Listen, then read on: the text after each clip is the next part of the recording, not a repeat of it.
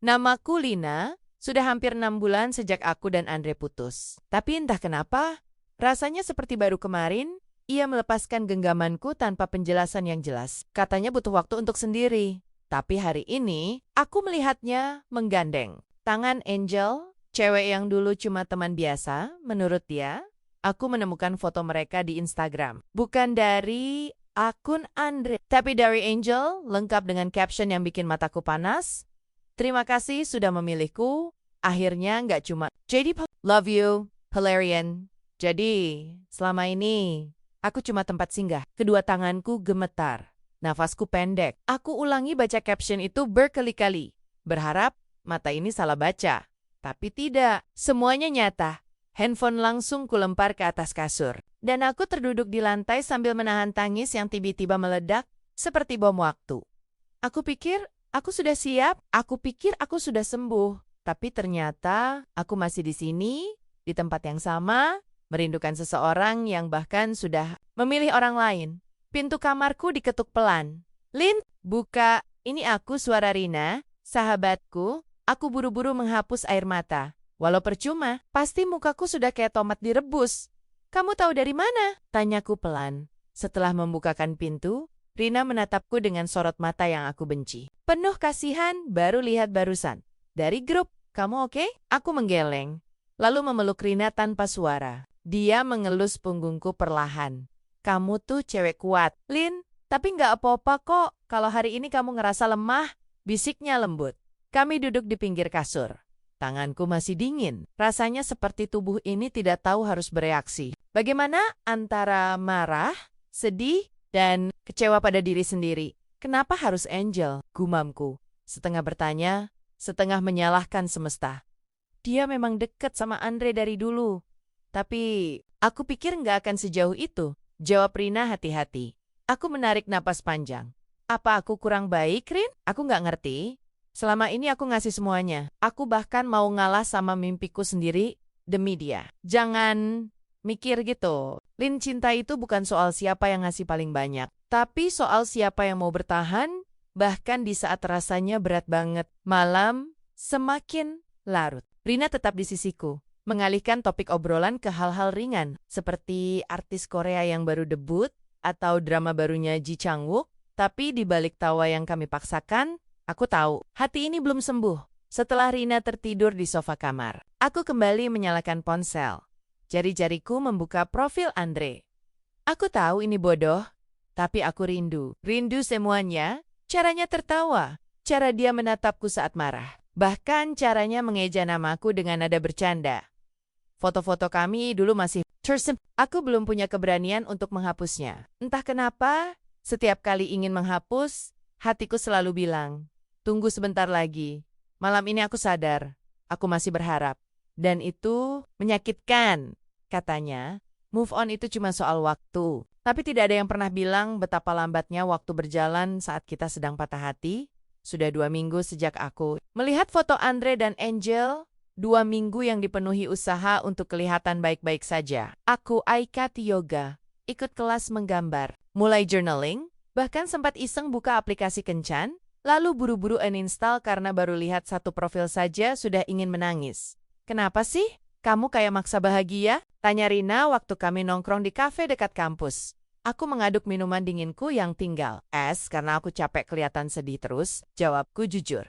Rina menatapku sambil mengunyah donatnya. Lalu menyenggol bahuku pelan. Capek itu boleh, tapi jangan pura-pura. Move on itu proses, bukan kompetisi. Siapa yang paling cepat sembuh? Aku cuma mengangguk. Kadang aku iri pada orang-orang yang bisa dengan mudah melepaskan. Sementara aku masih suka tersentuh kalau dengar lagu yang pernah diputar Andre di mobilnya. Tiba-tiba Rina membuka topik yang membuat jantungku langsung mencelup ke lambung. Ngomong-ngomong, akhir pekan ini ada reuni Castle Koshilan anak angkatan kita. Loh, dateng? Yuk! Aku langsung menatapnya dengan curiga. Jangan bilang Andre juga diundang, Em. Rina pura-pura sibuk memainkan sedotan. Ya, mungkin. Tapi ini momen kamu buat nunjukin kalau kamu udah bahagia tanpa dia. Aku menghela napas panjang.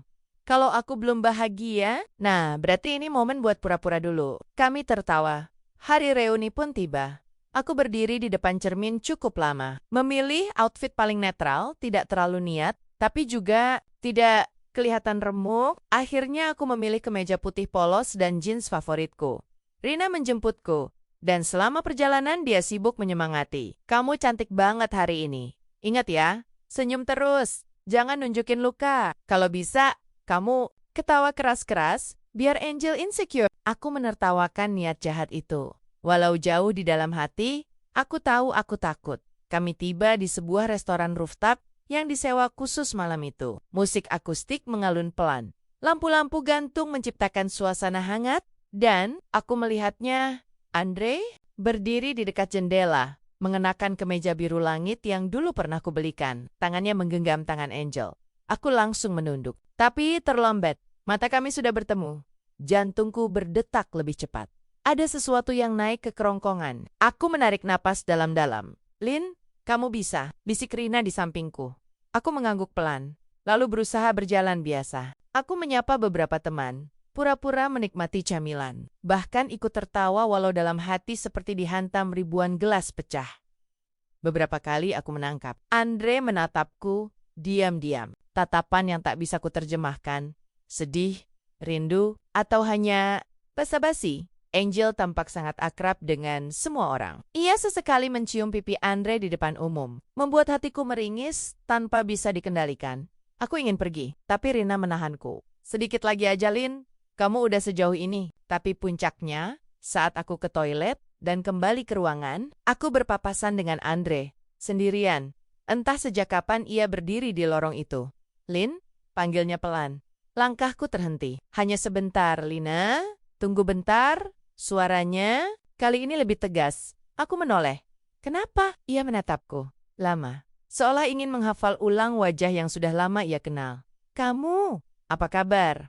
Pertanyaan paling standar, tapi juga paling menyakitkan.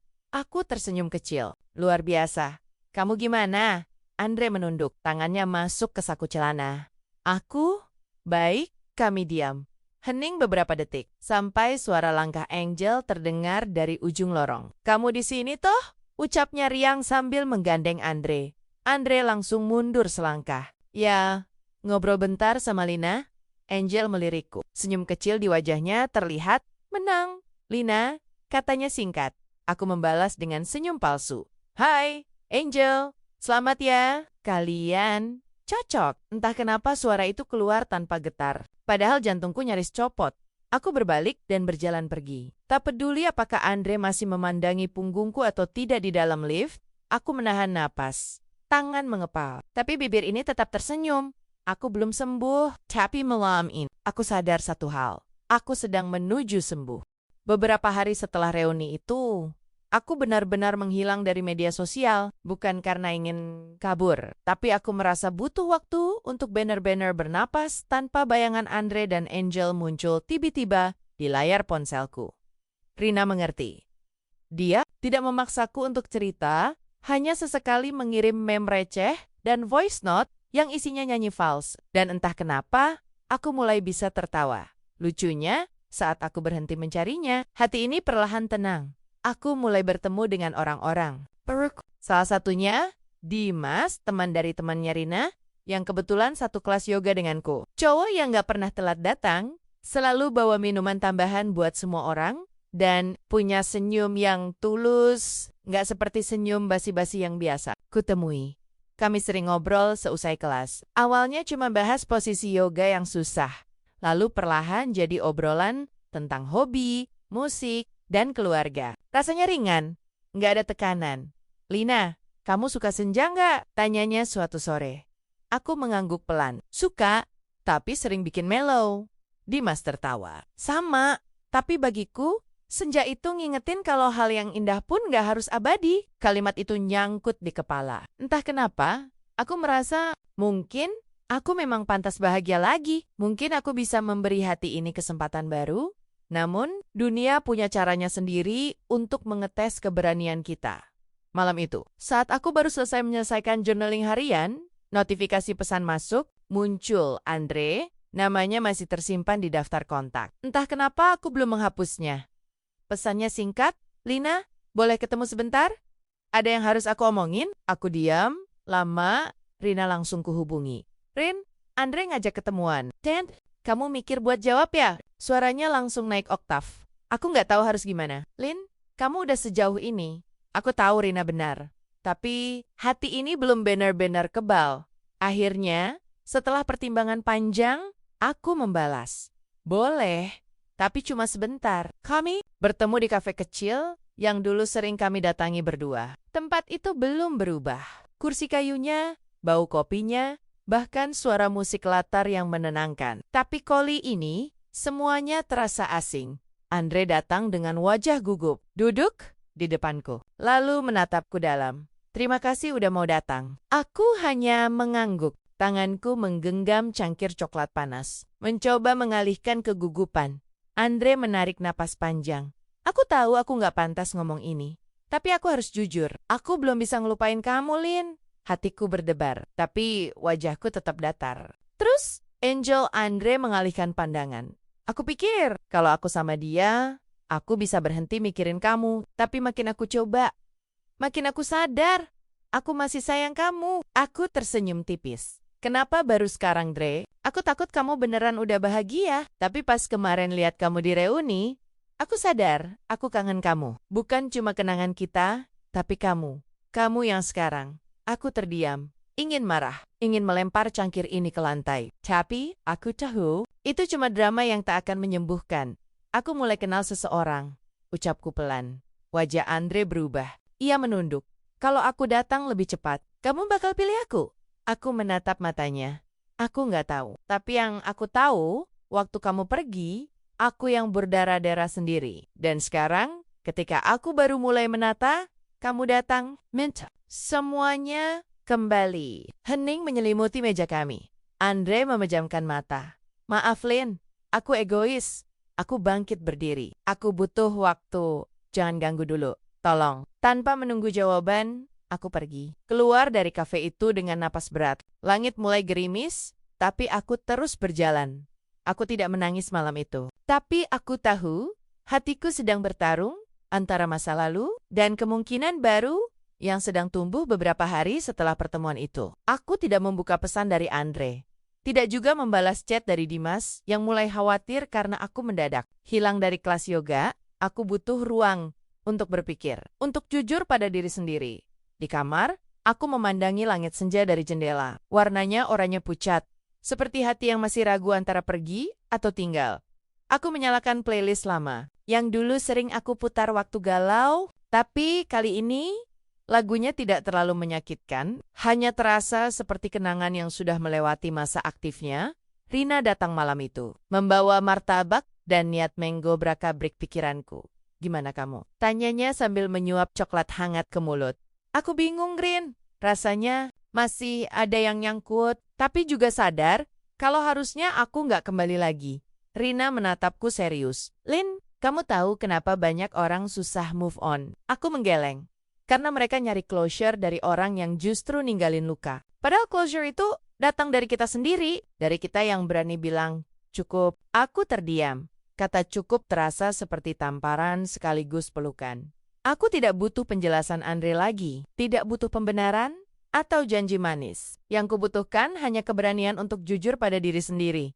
Aku pantas bahagia. Pokoknya dia, beberapa hari kemudian, aku meminta Andre bertemu untuk terakhir kalinya. Di tempat yang sama. Tapi kali ini, bukan untuk mendengarkan, melainkan untuk menyelesaikan. Andre datang dengan wajah lelah. Ada lingkar hitam di matanya. Tapi air duduk dengan penuh harap. Lin, aku angkat tangan, dengar dulu. Aku udah pikirin ini baik-baik. Andre menatapku. Diam. Aku tahu kamu masih ada rasa. Mungkin aku juga, tapi rasa aja nggak cukup, Dre. Cinta itu bukan soal kembali ke tempat yang sama dan berharap semuanya berubah.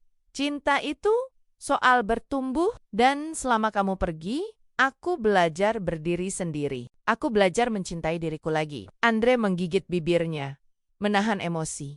Aku terlambat? Ya, aku tersenyum. Gak ada yang benar-benar terlambat. Tapi aku gak mau lagi menunggu seseorang yang dulu pergi di saat aku butuh. Ia tertunduk, aku bangkit berdiri. Terima kasih. sudah pernah mencintaiku. Tapi kali ini, biarkan aku berjalan sendiri. Andre tak berkata apa-apa, tapi aku tahu, ia mengerti.